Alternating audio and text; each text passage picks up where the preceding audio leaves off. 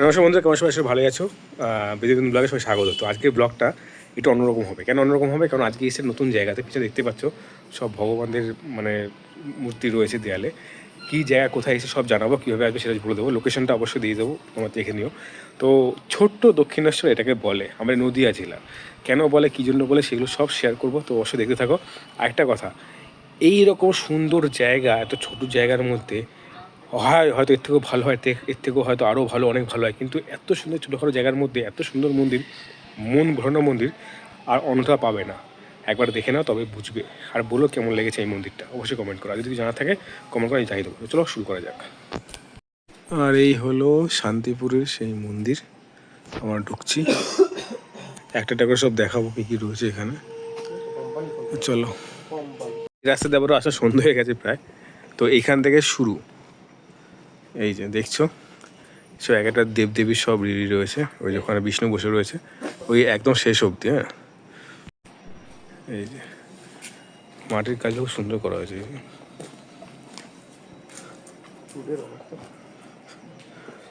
বিষ্ণু, লক্ষ্মী,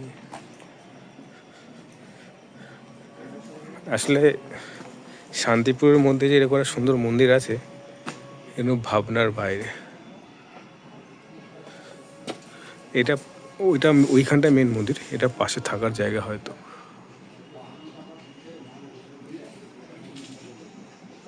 গণেশজি,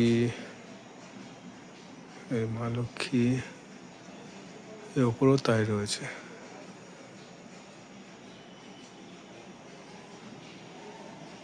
বারাহা। চলো এবার মেন মন্দিরে যাওয়া যাক। এই রামকৃষ্ণের মূর্তি রয়েছে।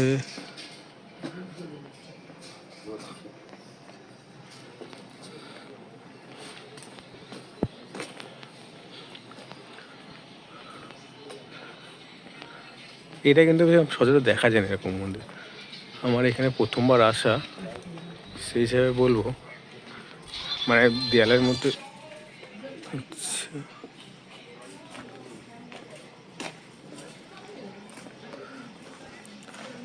আমাদের কপিলমুনি আশ্রম আছে নবদ্বীপে, সেটা কথা মনে পড়ে গেল। তবে হ্যাঁ, দেয়ালগুলো এত সুন্দর সাজানো নেই দেবদেবী মুনি ঋষিদের নিয়ে, যেটা এইখানে রয়েছে। বেশ ভালো লাগলো, একটু ভেতরের মধ্যে জায়গাটা। আচ্ছা, এটা শুধু বাইরে দেখাচ্ছে। হ্যাঁ, এখানে একটা মন্দির রয়েছে, কল্লোল স্মৃতিসংঘ। আচ্ছা আচ্ছা, এখানে সব মুনি ঋষিরাও রয়েছেন। রাজা রামমোহন রায়, যতীন্দ্রনাথ, পণ্ডিত রবিশঙ্কর, বঙ্কিমচন্দ্র চট্টোপাধ্যায়,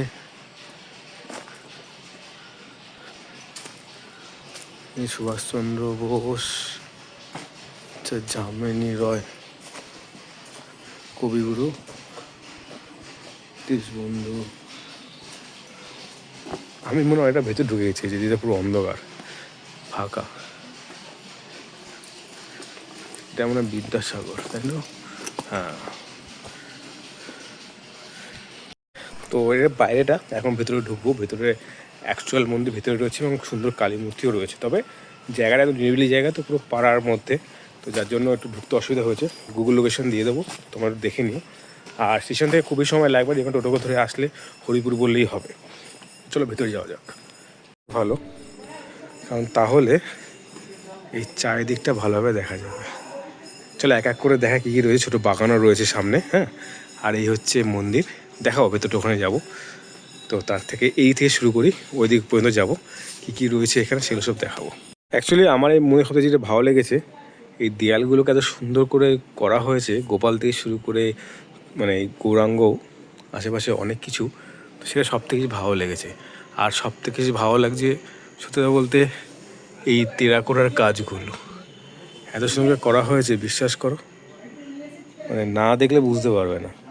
আর দিনের বেলা আসলে হয়তো আসা যেত, বাট রাতের ভিউটা একটু অন্যরকমই। ঠিক, এইগুলো কিন্তু সব কৃষ্ণ ছাঁচের মধ্যে করে তৈরি করা হয়েছে। এরা, আমার এটা মনে হয় শ্রীকৃষ্ণ অর্জুন কিছু বোঝানোর চেষ্টা করছে। এবং অজস্র কিন্তু কাজ রয়েছে এখানে। আচ্ছা,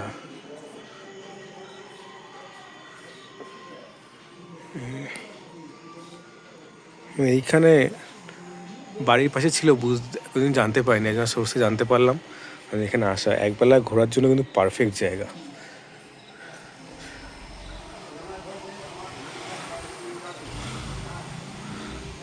এটা এখানে থাকা হয় হতে পারো। আচ্ছা, শ্রী শ্রী দক্ষিণা কালী মন্দির 100 বছরের পর, বাংলা 1412 সালে প্রতিষ্ঠিত। আচ্ছা, এটা কোনো গেট? এই যে জয় মা,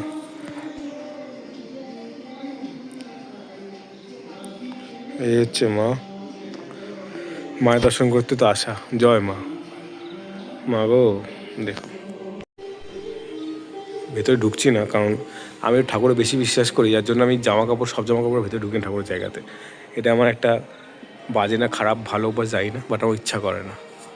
না মানে আসলে ঢোকা যায় ভেতরে, কিন্তু আমার খুব একটা মন চায় না এই জামা কাপড়গুলো ইউজ করা। তো কোথায় কখন কীভাবে ছিলাম, আর এইগুলো পেছনে যে জায়গাটা, এটা মায়ের মেন জায়গা, মায়ের মন্দির। তো আমার একটু মানে মনে লাগে, বাধে। এবার এটা খারাপ না ভালো আমি জানি না, তো আমার ইচ্ছা করে না, কারণ একটা পুজো আমি খুব ভগবান খুব মানি। তো তবু যে তাকে দেখতে পাই দূর থেকে, এটাই আমার জন্য যথেষ্ট। কাছে যাব, কারণ এখানে যথেষ্ট কিছু অনেক কিছু নিয়মকানুন করে পুজো করা হয়, তো সেখানে এইসব জামা কাপড় পরে না যাওয়াই ভালো আমার মনে হয়। বাকি চলো একটু বাকিটা দেখাই। পাশে বাবাও বিরাজমান, এই যে বাবা রয়েছে এখানে, দেখাই।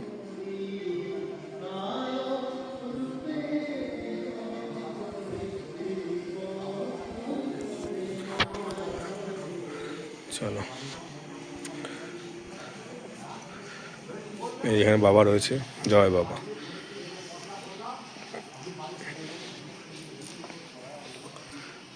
এখানে বাবা লোকনাথ রয়েছে।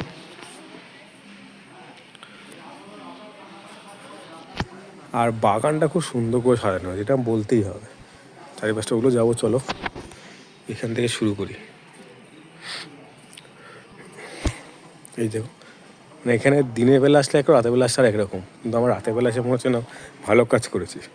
মানে এত সুন্দর, মানে অ্যাটলিস্ট এই দেয়ালে যে সুন্দর দৃশ্যটা, এটা রাতের বেলা যে ফুটে উঠেছে, দিনের বেলা কত ভালো ফুটতে আমি জানি না, বাট ভালো লাগে সিরিয়াসলি।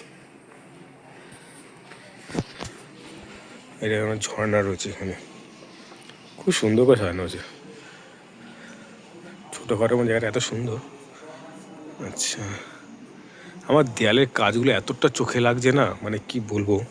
আমি অনেক মন্দির ঘুরেছি, কিন্তু এত সুন্দর, এত সুন্দর আমার মানে নজর কাড়েনি। আমার এই যে এটা হচ্ছে, এটা নারকেল গাছ, যার সুন্দর একটা পেন্টিং করা রয়েছে পাখির।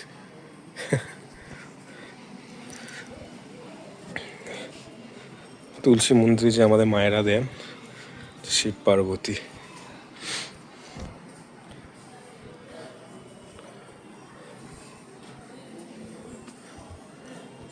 এই যে মা গঙ্গা, এটা জগন্নাথ, জগন্নাথ, সুভদ্রা সব একসাথে রয়েছে, রাধা কৃষ্ণ, অসম্ভব সুন্দর লাগছে।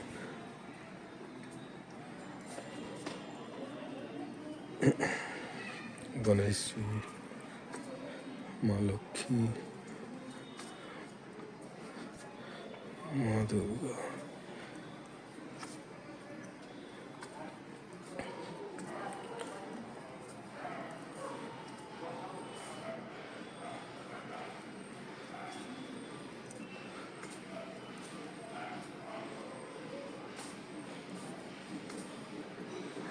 সুন্দর লাগছে, সুন্দর।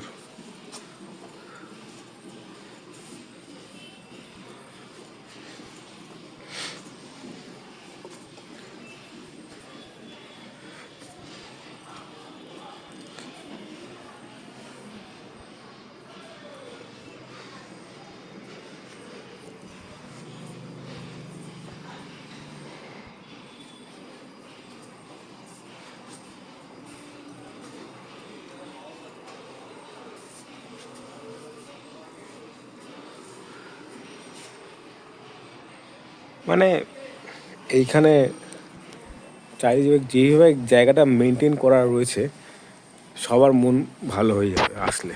একবেলার জন্য ঘুরতে আসার জন্য পারফেক্ট জায়গা। ওই যেরকম হয়তো বোঝা ছিল না, বাট এখান থেকে ভালো বোঝা যাচ্ছে এই মন্দিরটার পাশে যেগুলো থাকার জায়গা জায়গা থাকে তাদের ওই উপরেও কিন্তু এত সুন্দর সুন্দর কিন্তু মা এই গণেশজি, শিব পার্বতীর এটা করা রয়েছে, ভালো লাগছে। তো এই ছিল আজকের ভিডিও। কীরকম লাগলো এই মন্দিরটা অবশ্যই কমেন্টে জানিও। তবে হ্যাঁ, সত্যি কথা, বাড়ির পাশে অর্থাৎ নবদ্বীপের পাশে শান্তিপুরে যে এত সুন্দর এক ছোটো জায়গা রয়েছে, সেটি শান্তিপুরে আমি এর আগেও এসেছি, অনেকবার এসেছি, অনেক কিছুতে কারণে এসেছিলাম, বাট এই মন্দিরটা সত্যি চোখে পড়েনি, কিন্তু দেখে সত্যি যে মন জুড়িয়ে গেলো।